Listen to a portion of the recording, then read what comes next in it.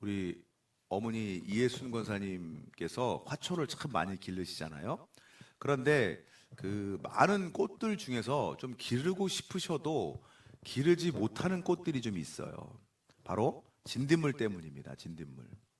유난히 진딧물이 좀 많이 생기는 그런 꽃 종류가 좀 있더라고요. 약도 뿌리고 좀 해봐도 잘 안 듣습니다. 여러분 진딧물에게 천적이 있어요. 뭔지 아십니까 혹시? 네?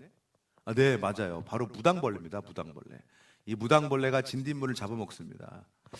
그렇다고 집에다 무당벌레를 기를 수도 없고요. 모든 동식물에게는 천적이 있어요. 특히 이 어떤 동물은요, 뭐 거의 천적이 없는 그런 무적인데 딱 한 동물 또는 한 곤충에게만 약한 경우가 있어요. 이런 경우를 특수 천적 관계라고 한다고 하네요. 몇 가지 소개해 드릴까요? 러프스킨 도롱뇽이라고 하는 도롱뇽이래요. 이 도롱뇽은 그 피부에 맹독을 가지고 있습니다. 그래서 다른 동물들이 이 도롱뇽을 먹으면 생명을 잃습니다. 이게 뭐 한 20cm도 되지 않는 그런 이 도롱뇽인데 이 한 도롱뇽이 인간 여러 명을 죽일 수 있을 정도의 독을 가지고 있대요. 그런데 이 가터뱀이라고 하는 이 뱀은 이 도롱뇽의 독에 대해서 면역을 가지고 있어서 이 도롱뇽의 천적이라고 할 수 있어요. 다른 동물들 앞에서는 당당하게 이렇게 있을 수 있는 도롱뇽도 그냥 이 뱀 앞에서는 맛있는 먹이일 뿐입니다. 아시아 자이언트 말벌이라고 하는 말벌인데요. 이 꿀벌들에게 아주 무서운 포식자잖아요. 그런데 일본의 토종 꿀벌에게는 이야기가 다르다고 합니다. 일본 토종 꿀벌의 집 안에 이제 말벌이 침입을 해 들어오면 일본 그 토종 벌들이 일제히 말벌 주변에 몰려와서 날개를 막 떤대요. 그러면 열이 막 발생을 해서 그곳이 뜨거워지는데 40도 이상까지 올라간답니다. 이 과정에서 또한 꿀벌들이 CO2, 이산화탄소도 발생을 시킨대요. 이렇게 이산화탄소 농도가 높아지고 또 40도가 넘는 그런 뜨거운 공기가 되면 그 공기 속에서 말벌은 10분을 넘기지 못하고 죽고 만답니다. 벌 세계에서 최강자인 말벌이지만 이 일본 토종 꿀벌, 가히 말벌의 천적이라고 할 수 있습니다. 하나만 더 소개해 드릴까요? 두꺼비. 두꺼비가 이 몸집도 크고 독도 지니고 있다는 거 여러분 아실 거예요. 거의 뭐 모든 곤충이 두꺼비의 먹이가 됩니다.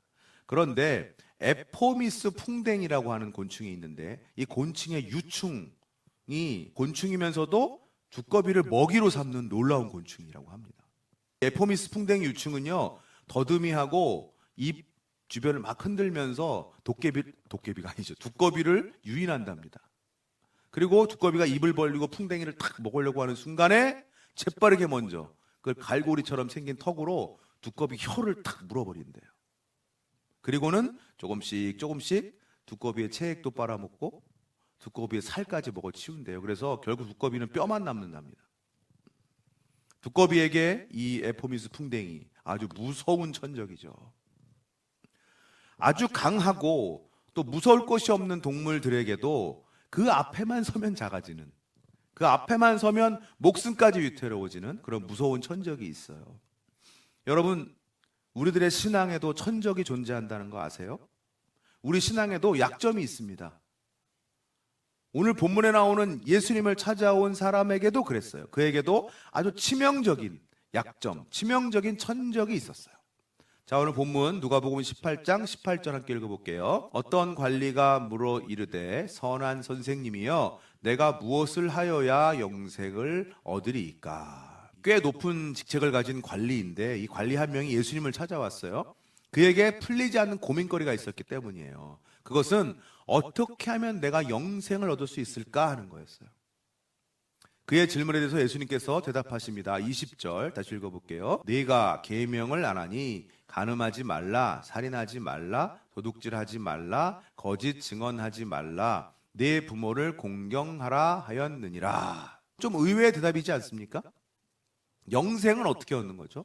분명히 예수님을 우리의 구세주로 받아들일 때 얻을 수 있는 것인데 예수님은 지금 율법을 지켜야 된다 이렇게 말씀하시는 것 같아요.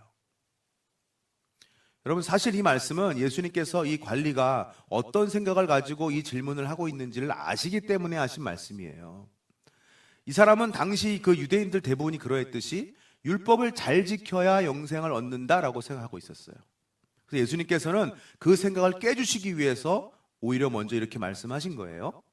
자, 관리가 다시 대답합니다. 21절, 여짜오되 이것은 내가 어려서부터 다 지켰나이다.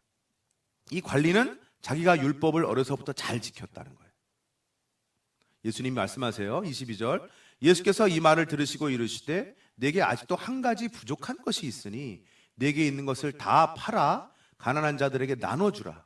그리하면 하늘에서 네게 보화가 있으리라. 그리고 와서 나를 따르라 하시니. 율법들을 잘 지켜왔다고 하는 이 관리에게 예수님께서는 아니라는 거예요. 한 가지 부족하다고 하시네요. 뭐예요? 가진 것. 모든 재산을 다 팔아서 가난한 자들에게 나눠주라고 하십니다. 과연 이 관리가 예수님 말씀을 잘 따랐을까요? 23절, 그 사람이 큰 부자이므로 이 말씀을 듣고 심히 근심하더라. 관리가 심히 근심했대요.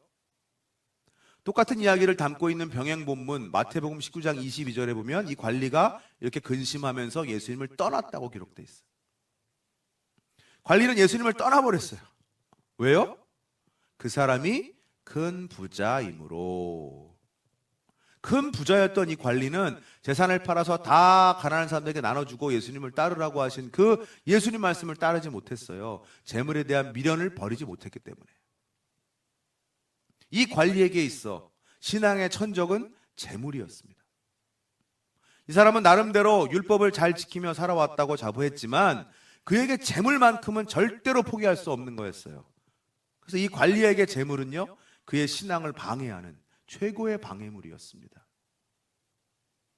제가 얼마 전이죠, 그리스 신화 말씀드린 적이 있을 거예요. 바다의 여신인 테티스가 자기 아들 아킬레스를 저승에 흐르는 강 스틱스 강물에 탁 담궈서 자기 아들 아킬레스를 불사의 몸으로 만들었어요. 그런데 양손으로 아킬레스의 발목을 잡고 거꾸로 강물에 담궜기 때문에 발목만 그 스틱스 강물에 닿지 않아서 그 발목만 예외였다고 했잖아요. 불사의 몸이 아닌.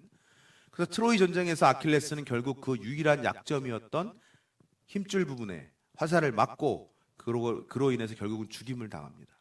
이 신화로 인해서 누군가의 약점 이야기할 때 우리가 아킬레스의 건, 아킬레스 힘줄이란 뜻이죠. 아킬레스 건이다 이런 말을 사용이 됐다고 했어요. 신앙의 천적, 또 다른 말로 하면 신앙의 아킬레스 건. 신앙의 약점, 사람마다 각자의 아킬레스 건이 있어요. 약점이 있어요.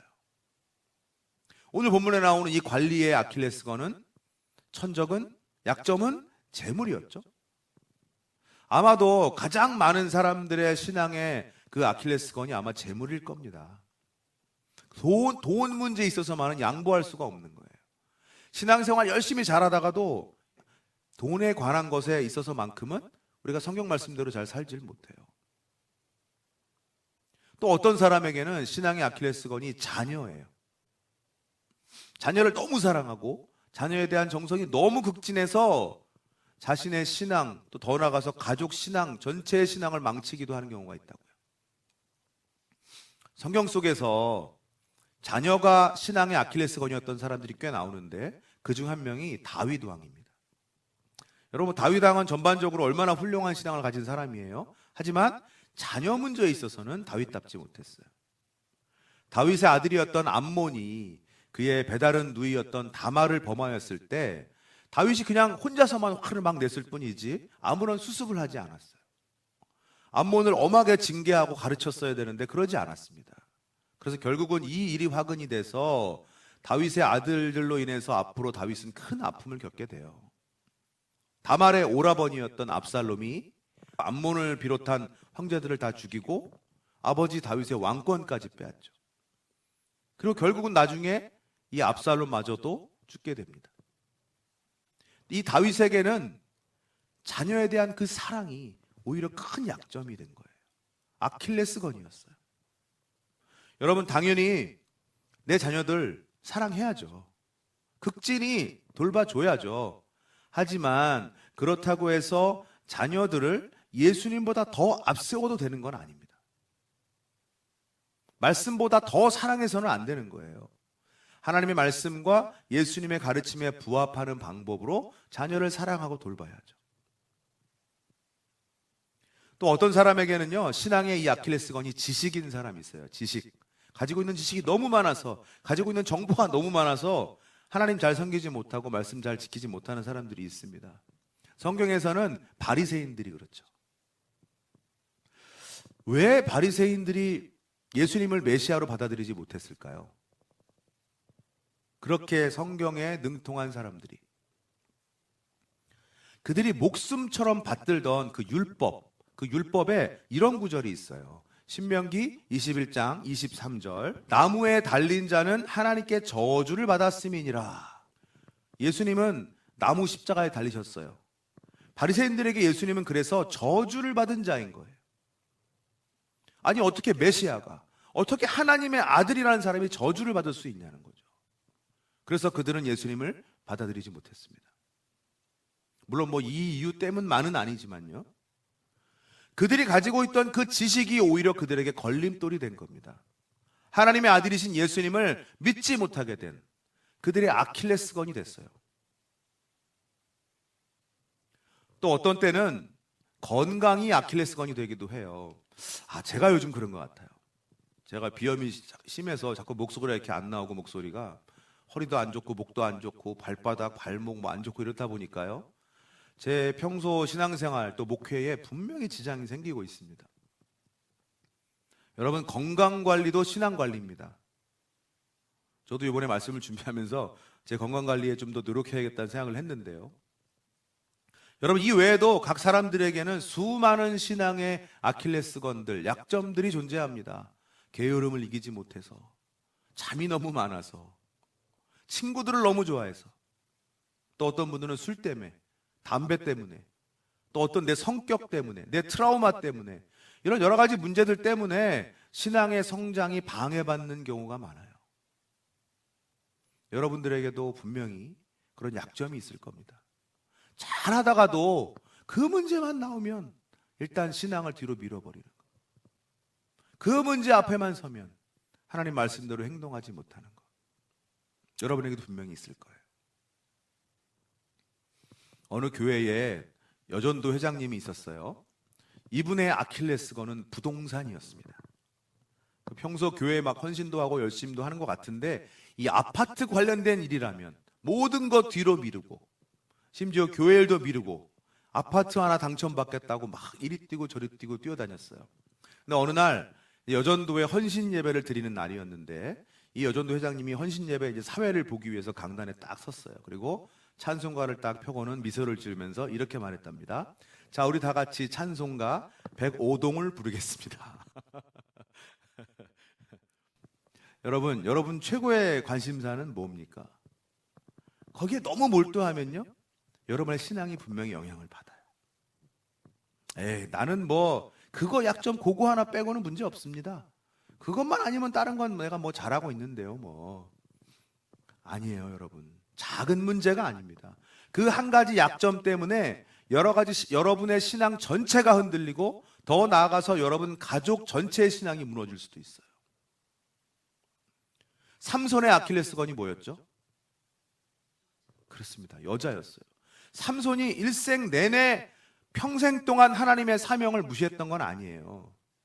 하지만 그러다가도 여자에게 빠지기만 하면 그때부터는 사명이고 그냥 잊어버렸어요. 그러다 결국 들릴라에게 빠져서 인생을 망쳐버렸죠. 두 눈이 뽑힌 채 블레셋 족속의 놀이개가 되고 말았습니다. 사사기에 나오는 여러 명의 그 사사들 중에서도 가장 큰 능력을 받은 사람이 삼손입니다. 그런데 그 단 하나의 약점 때문에 그의 온 인생이 나락으로 빠지고 말았어요. 이스라엘 백성들이 그들의 역사 내내 버리지 못했던 우상이 있었어요. 뭘까요? 바알입니다. 바알.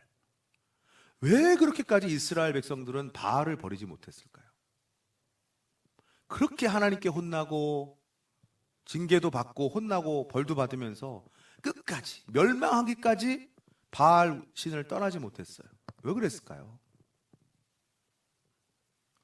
여러 지역에서 발굴된 그 바알 신상을 보면요, 모두 다 뭔가 양손에 이렇게 뭔가를 들고 있는 것처럼 보여요. 지금은 이제 뭐가 들려있던 것이 소실됐겠죠? 다른 곳의 부조를 보면 한 손에는 몽둥이, 그리고 나머지 한 손에 든 건 뭘까요? 왼손에 든 거. 번개입니다, 번개. 번개같이 안 생겼지만. 바알이 왜 번개를 들고 있을까요? 바알이 번개와 비를 관장하는 신인 거예요. 즉, 날씨를 관장하는 신이기 때문이에요. 원래 유목민이었던 이 이스라엘 백성들이 가나안 땅에 정착하면서 농경민족으로 변했는데, 그러다 보니까 비가 너무 중요해진 거예요.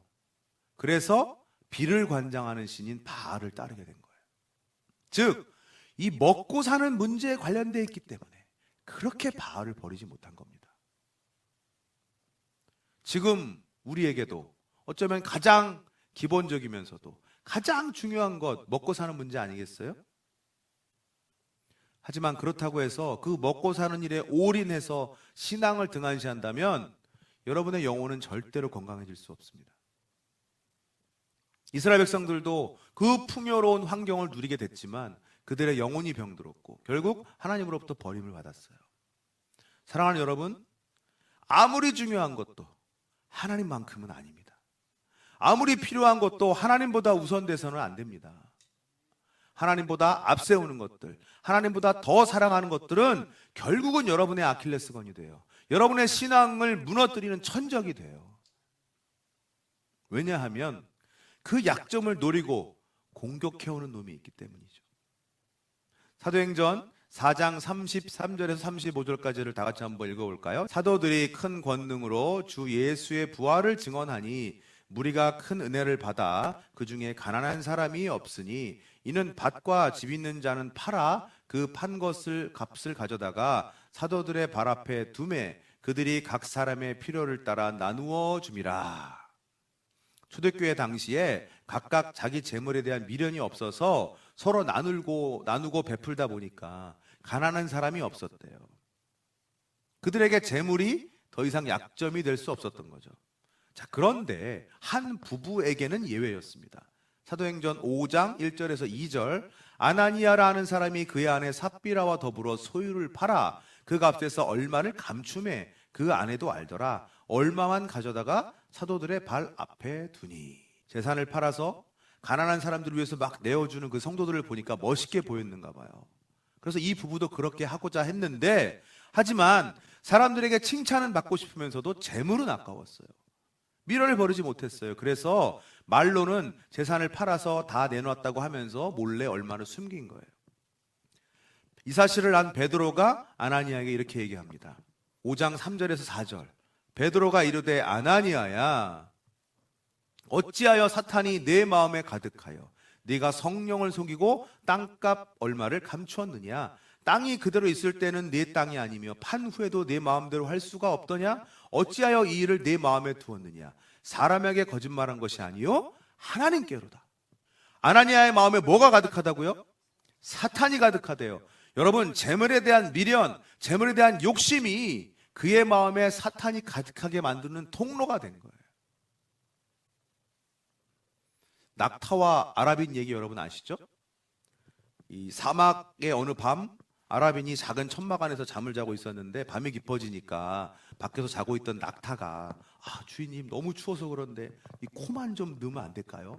천막 안으로. 그래서 그래라 해서 코가 들어왔죠. 잠시 후에 낙타가 또 얘기해요. 코만 넣으니까 여전히 추워요. 목까지만 좀 넣게 해주세요. 그래라. 이번에도 주인이 허락하자 낙타가 또 말합니다. 목까지 넣어선 따뜻해지질 않네요. 제 앞다리까지만 좀 넣으면 안 될까요? 이렇게 낙타가 조금씩 천막 안으로 들어왔고 결국은 천막을 다 차지하고 오히려 주인이 천막 밖으로 밀려나고 말았다는 얘기. 절대로 여러분 작은 약점이라고 생각하시면 안 돼요. 그 약점 하나로 우리 신앙 전체가 어느새 사탄에게 잠식되어 버릴 수 있습니다. 우리는 반드시 우리의 아킬레스건을 극복해야 합니다. 반드시 우리 약점을 넘어서야 합니다. 그렇지 않으면 우리 신앙은 절대로 성장하지 못해요.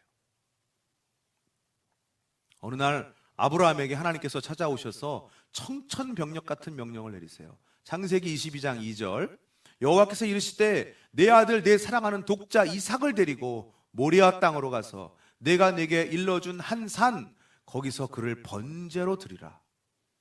아들 이삭을 하나님께 번제로 드리라는 말이에요. 여러분, 이게 얼마나 끔찍한 명령입니까? 이 아들이 어떤 아들이에요? 아브라함이 100세가 되어서야 겨우 얻은 귀한 외아들 아닙니까? 그런데 그 아들을 다시 바치라니요. 게다가 번제가 어떤 제사예요? 죽여서 껍질을 벗기고 가글을 떠서 불에 태워드리는 제사입니다. 아들 이삭과 함께 3일 길을 걸어서 모리아산에 도착한 아브라함이 제단을 쌓고 그 위에 나무들을 버려놓고, 자, 이제 아들 이삭을 묶어서 그 나무 위에 올려놨습니다. 그리고 그 아들을 향해서 칼을 높이 들었습니다. 그때 하늘에서 다급한 소리가 들렸어요.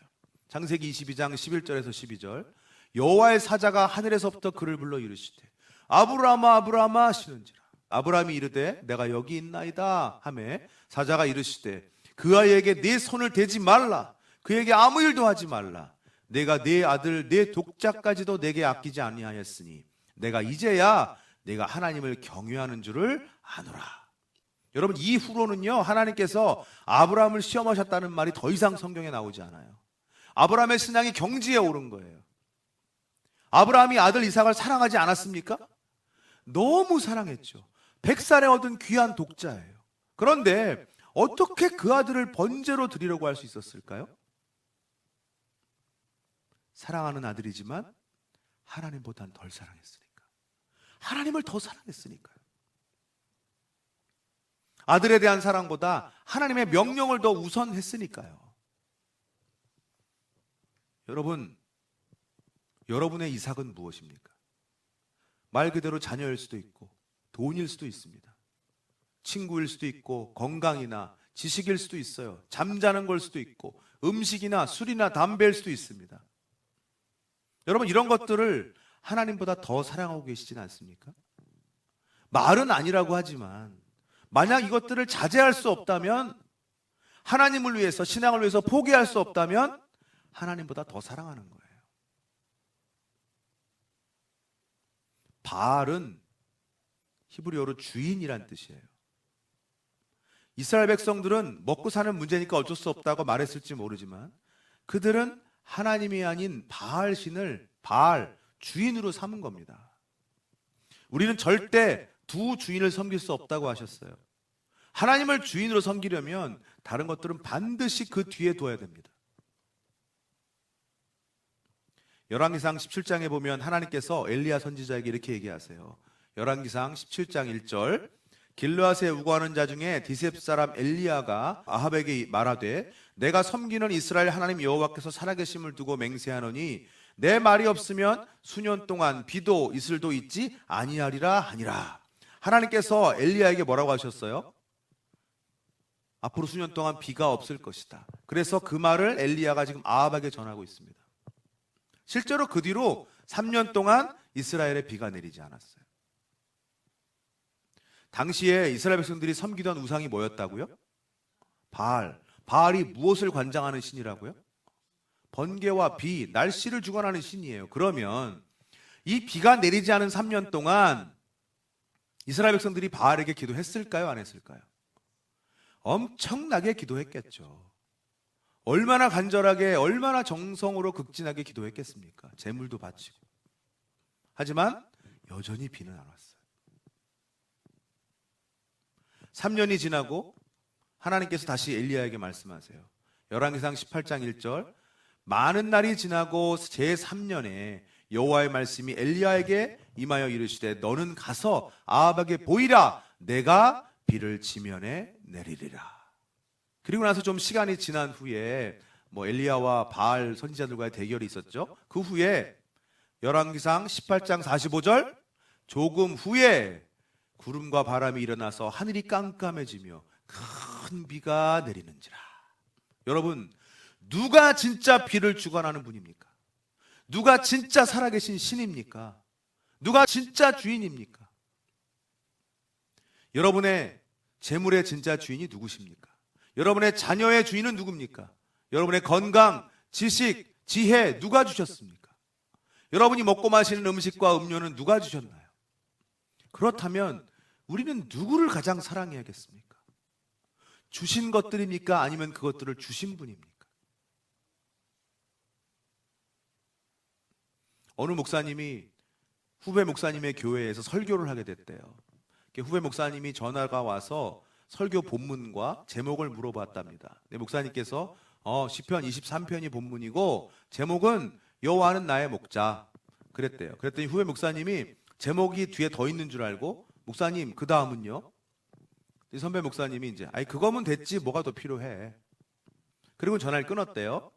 근데 설교 당일날 교회에 도착해서 주보를 보니까요. 설교 본문은 23편으로 잘 되어 있는데 제목을 보고 깜짝 놀라셨대요. 설교 제목이 여호와는 나의 목자 그거면 됐지 뭐가 더 필요해. 이렇게 되어 있더랍니다. 주보를 보고 나서 목사님 좀 화가 나셨는데 나중에 생각하면 생각할수록 그 말이 되게 은혜가 되더래요. 여호와는 나의 목자 그거면 됐지 뭐가 더 필요해. 여러분 하나님께서 우리 목자시니까 그걸로 된 겁니다. 하나님께서 우리 아버지시고 주인이시니 그걸로 된 겁니다. 돈 때문에 시험 들지 맙시다. 아무리 사랑하는 나의 자녀일지라도 하나님보다는 더 사랑하면 안 됩니다. 건강이 우리 신앙생활 걸림돌 되지 않도록 잘 관리합시다. 내 지식과 내 지혜가 하나님 말씀을 따르는 것을 막지 않도록 우리 겸손합시다. 여러분 게으름을 이겨냅시다. 이거 저한테 하는 말이에요. 내 욕심을 넘어섭시다.